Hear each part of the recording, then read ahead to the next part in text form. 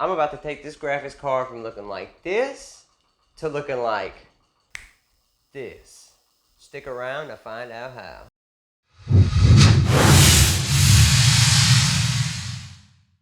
Okay, starting off, the first thing you're gonna wanna get yourself is an aluminum sheet like this. Now this is 1.5 millimeters or 0.6 inches thick. It's around a 10 gauge or 12 gauge, I believe. The second thing you're gonna need is, of course, your graphics card. Now, the reason I'm making this for this graphics card, because this is a EVGA GTX 1066 gigabyte single fan card. And if anybody's ever owned this or does own this card, you know it doesn't have a backplate. And there's nothing, I can't stand looking at a raw PCB when you're trying to make your computer look as good as you can.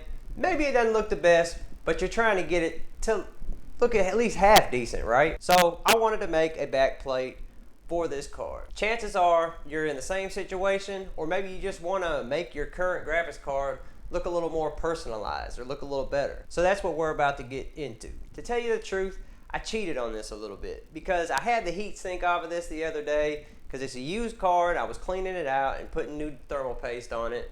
So I kind of outlined and traced the PCB while it was out so I could do it. But you don't have to do that. All you really need to do is take your measuring tape, measure your length and your width, and there you go. You got your lines you need to mark. The next thing you would need after that is a square, which I actually don't have, so it's a good thing that I did take this apart so that I could mark it down. If you're doing the same thing, if you bought a used graphic card or you just are repasting yours, you can just outline the PCB like I did. It should work fine. I've never had any trouble with the fitment not working before in the past when I've done it like this. But if you want to do it the right way, then I would just tell you to go ahead and measure your PCB with a measuring tape so you can get exact measurements and get a square, mark your lines off on your metal, and then you need a jigsaw like this. It don't cost that much. Well, they can cost, you know, kind of up there, but this is a cheap one. I think I got this at Walmart, and I don't know, it was about 30 bucks. Just do yourself a favor, especially if you're going to do any modding in the future to any kind of PC parts. This thing is a godsend. You could also use a scroll saw if you happen to have one of those, and that would actually allow you to do some fine detail work as well. Without further ado, I'm going to go ahead and cut this back plate out, and then we'll come back.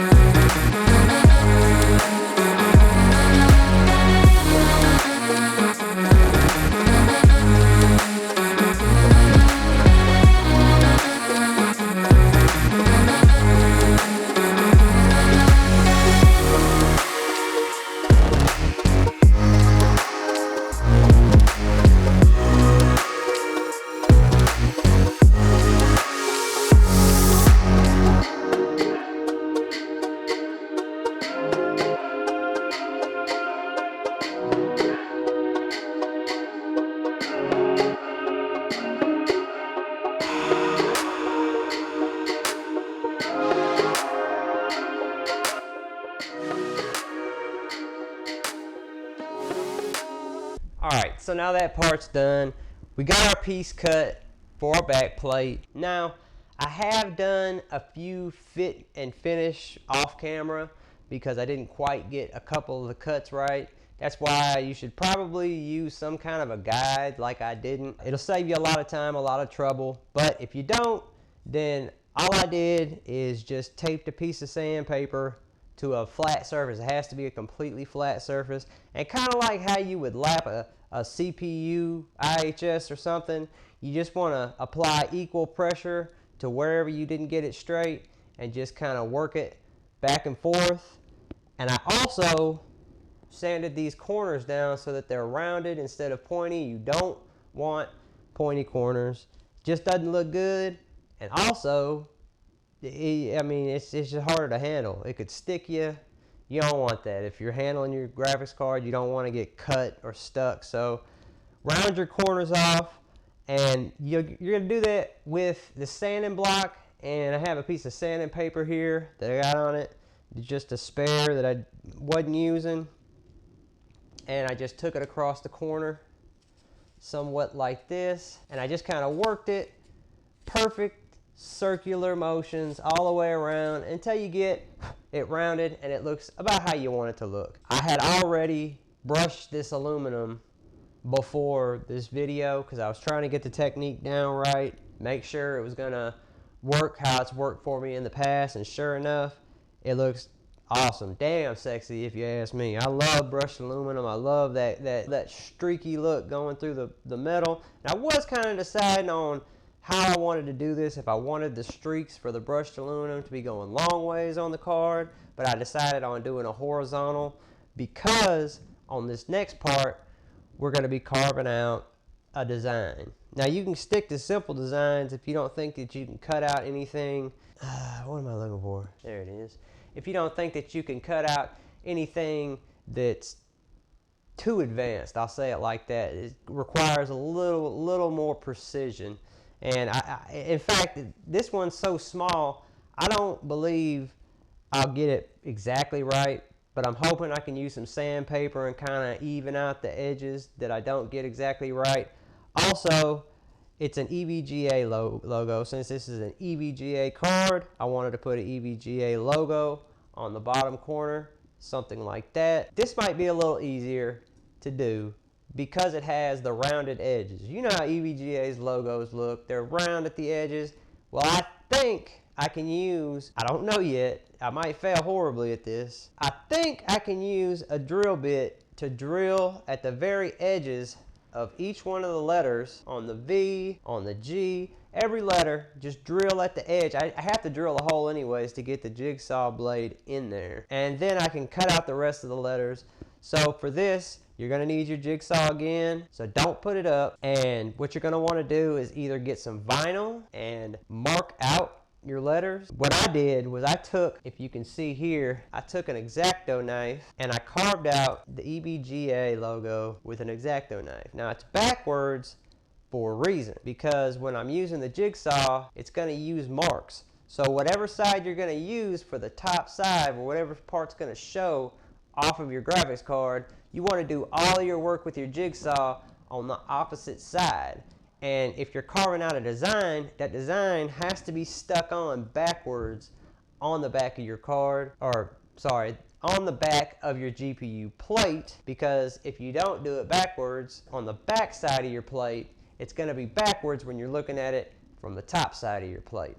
So I'm going to go ahead, stick these on there, drill out my ends, and start carving away.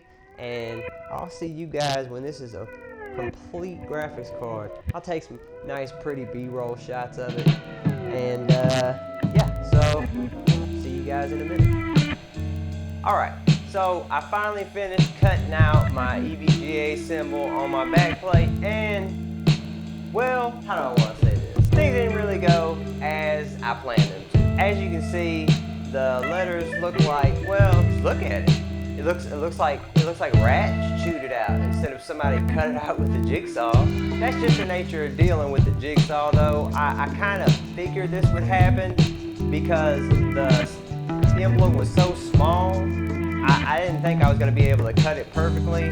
I didn't expect it to be this bad. I mean, it's not that bad. It looks okay, but I'm not gonna leave it like that. As a matter of fact, I didn't leave it like that. As you can tell from the change of shirt, this is a different day. And I actually had to get my files from work, and I'm not talking about files like computer files or your income tax files. I'm talking about these metal files that I did not have at my house at the time, so I had to go to work and get my file. Anyways, it turned out pretty good actually. After I got that brushed look on the aluminum, it actually doesn't look half bad. But the next part I want to get into is getting that brushed aluminum look. Now there's a million tips and tricks out there on the internet for how to get that brushed look, and I've actually kind of dabbled with this in the past, and what I decided to go with was 220 grit, 600 grit, 1000 grit, and then you're gonna want to get a brown scouring pad. It has to be the brown scouring pad. It's the lightest version of a scouring pad that you can get, and we're gonna go ahead and go over how to get that nice brushed aluminum look on this metal. Now, believe me, you're gonna want to get all your cutting work done before you do this brush work, because if you do any of your cutting after, you're gonna scratch the metal and you're gonna have to brush the aluminum all over again. So make sure you get all your cut work done. Make sure you're done cutting all your emblems, the corners. Make sure you're done with all that. Now you're gonna want to start off with your 220 grit first, and you want to go in one direction only. Well, to be honest, you can go in two directions, back and forward. You do not want to go any other way. Don't let the motion as you're standing go off to the side at all. You want to go perfectly flat and straight, and you can go back and forth. I did. It doesn't hurt it. Just as long as the grain you're cutting into the metal is going in one direction, the direction you're trying to get, you'll be fine.